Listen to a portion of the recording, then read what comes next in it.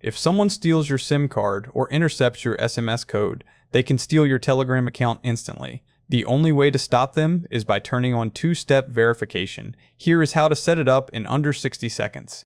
Open Telegram. Tap the settings icon at the bottom menu. Tap on privacy and security. Near the top, you will see two-step verification. Tap on that. Tap set password. Enter a strong password that you will remember.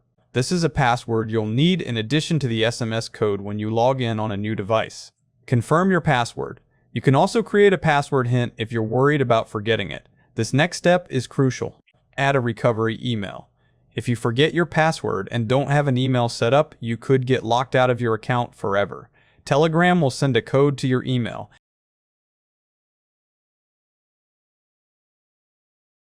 Enter that code here to verify the address.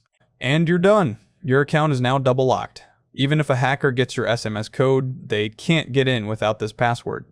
If this helps secure your account, please like and subscribe to easy tutorials and how-tos. Stay safe.